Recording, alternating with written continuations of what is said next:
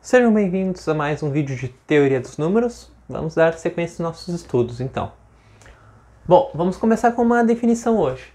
Sendo A um número natural, designamos por tal de A, essa é a letra tal, caso queiram pesquisar, tá?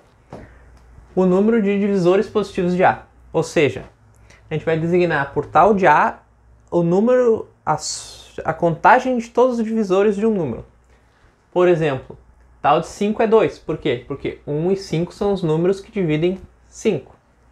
Tal de 14 é 4. Porque 1, 2, 7 e 14 são os divisores de 14.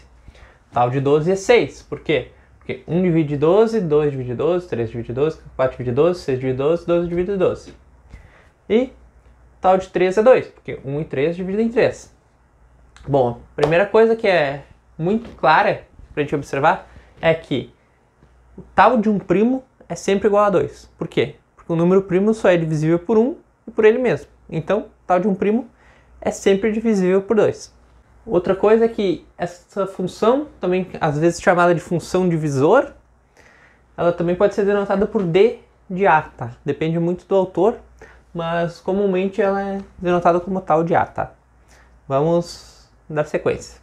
Muito interessante, função tal, mas como é que nós vamos fazer? Na prática, nós não vamos pegar e fazer todos os números para ver qual a divisão, né? Seria muito trabalhoso.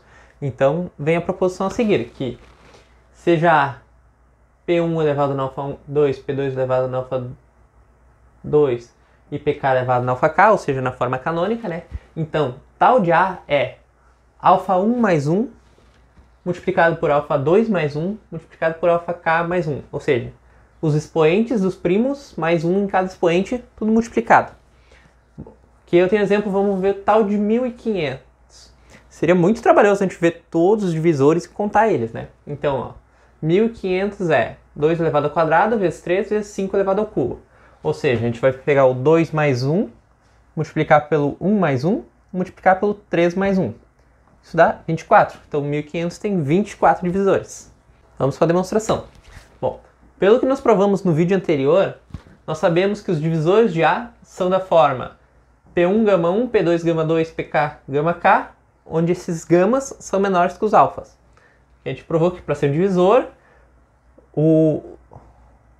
os expoentes do divisor tem que ser menor ou igual aos expoentes do número que está sendo dividido, né? Então tá, então nós vamos ter que os gamas i estão entre 0 e alfa i. Bom, quantos são os números naturais que podem ser escritos dessa forma, né? Bom, vamos pensar. Quais as nossas possibilidades para o gama 1, tá? Ele pode ser 0, ele pode ser 1, ele pode ser 2, até o alfa 1. Ou seja, nós temos 1 até alfa 1 possibilidades, mais uma que é o 0. Então, para cada gama 1, pro gama 1, nós vamos ter alfa 1 mais uma possibilidade. Bom, a gente escolheu algum gama 1. Vamos para o gama 2. Quantas possibilidades tem para o gama 2? Bom, a gente tem 0, 1 até alfa 2 de possibilidades.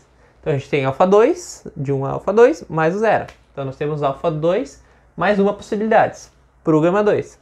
Bom, assim a gente vai sucessivamente até que para o alfa K, para o gama K, desculpa, nós vamos ter 0, 1, até alfa k possibilidades, ou seja, a gente vai ter alfa k mais uma possibilidade.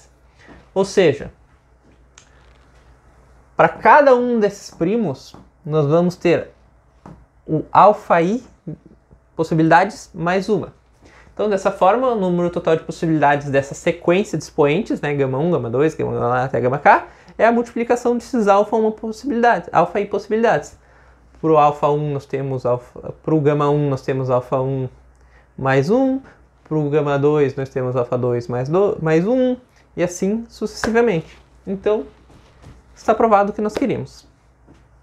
Vamos ver agora então um teorema muito importante, descoberto por Euclides há mais de 2000 anos, que é o seguinte: existem infinitos números primos. Ou seja, nós nunca vamos conseguir fazer uma lista de números primos, porque existem infinitos deles. Demonstração. Suponhamos que existe um número finito de números primos. Se a gente está supondo o contrário, nós vamos fazer isso por contradição, né? Então, tá. Bom, se existe um número finito de números primos, P1, P2 até Pk, então vamos dizer que n é o produto de todos esses números primos mais 1. Ou seja, a gente fez o produto de todos os primos e pegou o próximo número. Tá? Bom, como n é maior que todos os números primos, e a gente já viu que todo número pode ser escrito como um produto de números primos, então ele é divisível por um desses primos. Isso é simples. Bom, vamos supor que o P1 divide n. Se fosse qualquer outro primo, seria análogo, né? É só trocar o índice pelo certo. Então, P1 divide n. Bom, então, n é da forma que P1 para algum Q pertencente aos naturais. Normal, que nós vimos até agora. Mas, nós temos que n menos n é zero. O primeiro n a gente pode escrever como QP1, o segundo n a gente escreve da forma normal, que é P1, P2, até Pk, mais 1, com o menos 1. Vamos tirar o P1 em evidência, então vamos ter que P1 é igual a Q menos P2 até Pk, e esse 1 que estava subtraindo a gente passa somando, certo? Bom, mas aqui temos um problema. Daqui nós tivemos que o P1 divide 1, o que é impossível, porque P é um número primo, todo número primo é maior que 2, nenhum primo divide 1. Logo, a gente contrariou a nossa ideia inicial de que existe um número finito de números primos. Logo, existem infinitos números primos. Vamos verificar um lema agora que usaremos adiante. Se n for um número composto, tem algum fator primo p que é menor ou igual a raiz de n. Ou seja, todo número tem ao menos um que é menor ou igual à raiz desse número. Por exemplo, 14 é 2 vezes 7. 2 é menor que a raiz de 14, que é 3,74. 35 é igual a 5 vezes 7. 5 é menor que a raiz de 35, que é aproximadamente 5,91. Bom, a demonstração é bem simples. Se todos os fatores P1, P2 até Pk desse número fossem maior que a raiz de n, o produto de qualquer dois ou mais fatores seria maior que a raiz de n. Por exemplo, se a gente pegasse o P1 e o P2, que são todos maiores que a raiz de n, o produto de P1 por P2 seria maior que n. Ou seja, qualquer dois deles vai dar um número maior. Então, existe ao menos um dos fatores que é menor que a raiz de n. Vamos verificar então como isso vai nos ajudar. Vamos verificar então o crivo de Eratóstenes. O que o crivo de Eratóstenes é? Ele é uma forma sistemática da gente encontrar os números primos, tá? Como eu disse, não existe uma forma fácil de se calcular ou uma fórmula de se achar números primos. Não uma que seja simples. Mas existem alguns processos que a gente pode fazer para tentar localizar ou para poder testar se eles são primos, né? Então, o que o crivo de Eratóstenes faz? Começando do primeiro número primo, a gente vai marcar ele. Então, 2 é um número primo, certo? O que a gente faz? A gente risca da lista todos os outros números que forem compostos e usem 2, ou seja, todos os múltiplos de 2. Então, 12, 22, 32, 42, 52, 62, 72, 82, 92, 4, 14, 24, 34, 44.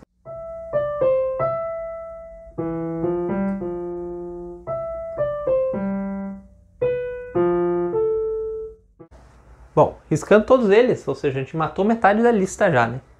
A gente segue para o próximo número. Se o próximo número não riscado, para todo próximo número não riscado, ele é primo também. Então, o 3 é primo. Vamos riscar todos os múltiplos de 3. Bom, então é 6, 9, 12, 15...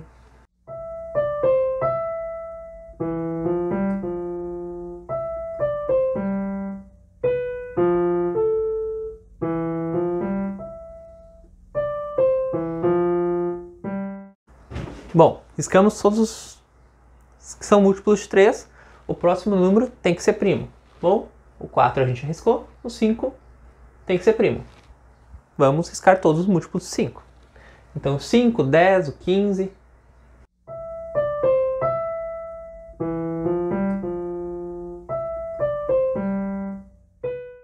Bom, riscamos todos os múltiplos de 5, o próximo número tem que ser primo. O 7. Vamos riscar todos os múltiplos de 7. O 7, o 14, o 21, o 28.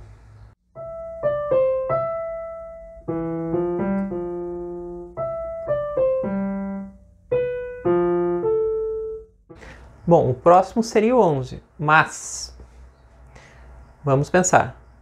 Todo número composto, conforme nós vimos no lema, tem que possuir um produto que é menor que a raiz dele, certo?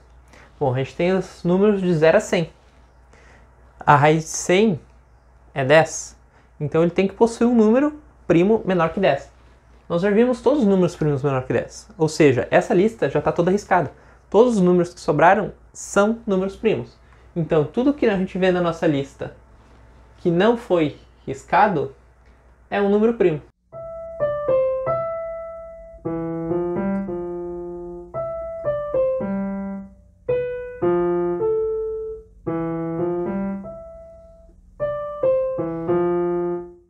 Bom, o que a gente faz? Vamos limpar agora todos os números compostos e vamos ficar só com os primos. Bom, então, entre 0 e 100 nós temos todos esses primos.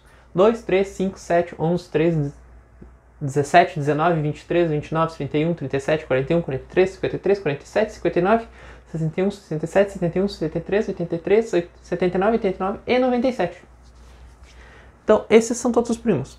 Caso a gente queira saber todos os primos entre 1 e 1000, a gente repete o mesmo processo, só que com uma lista maior.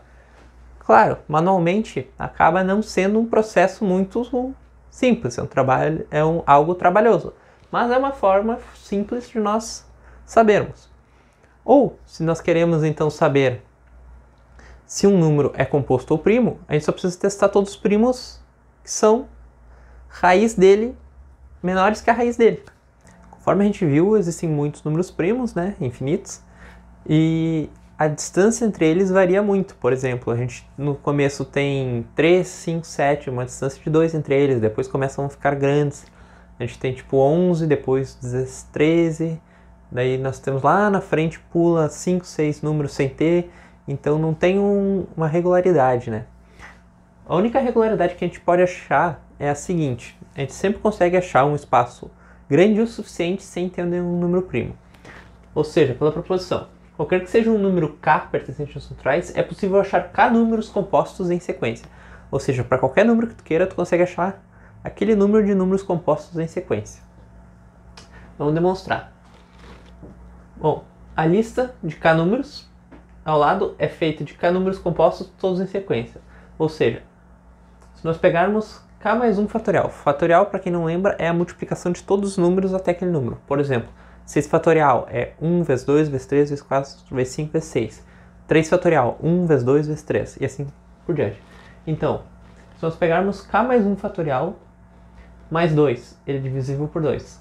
K mais 1 fatorial mais 3, ele é divisível por 3. K mais 1 fatorial mais 4, ele é divisível por 4. Por quê? Porque a gente tira um fator daqui e consegue dividir, certo? Bom, se a gente fizer isso para k mais 1 fatorial até k mais 1, a gente vai ter k números, todos compostos e, como a gente pode ver, são todos em sequência. Então, super simples. Para finalizar, vamos ver uma última definição. Seja x pertencente aos reais, designamos por π de x ao número de primos p, tal que p é menor ou igual a x. Ou seja, isso é um contador de primos. A função π é um contador de primos. Ela vai nos dizer quantos primos nós temos antes de algum número. Então, π de 1 é 0, porque nós não temos nenhum primo antes de 0. π de 7 meios é 2, ou 3.5, porque nós temos 2 primos antes de 7 meios. π de e é 1. π de 11 é 5, porque nós temos 5 primos antes de 11. Vamos então para a nossa última definição de hoje. Seja x um número real, designamos por π de x, aqui é a letra π mesmo, ao número de primos p, tal que p é menor ou igual a x, ou seja, é um contador de primos. O π de x vai nos dar quantos primos nós temos antes daquele número. Então, π de 1 é 0, porque antes de 1 não temos nenhum primo. π de 7 meios ou 3.5 é 2, porque nós temos 2 primos antes dele. π de e é 1, π de 11 é 5. Bom, esse nos conta, então, como eu tinha falado, o número de primos antes. Então, um teorema que nós não vamos demonstrar, porque ele é muito complexo, muito acima do nível que nós estamos estudando agora, né? Nós temos que o limite quando x tende ao infinito da função π de x sobre x dividido por ln de x é igual a 1. Ou seja, π de x é aproximadamente igual a x dividido sobre a ln de x quando x é muito grande. Se nós tivermos um x pequeno, ele não é tão aproximado, mas se o x for muito grande, nós vamos ter essa aproximação. Vamos ver alguns exercícios agora para finalizarmos a aula de hoje. Os exercícios de hoje vão ser bem simples, tá? Então, determine ou calcule tal desses números, π desses números, bem tranquilo. E como 2, explore essa aproximação, ou seja, pegue uma tabela online ou faça por conta. Tipo assim, nos primeiros 100 números, qual que é a diferença? Procura online, tipo assim, nos primeiros 1000 números, primeiros 10.000 números. Quando que ela começa a ficar mais preciso, né? Então era isso e nos vemos no próximo vídeo.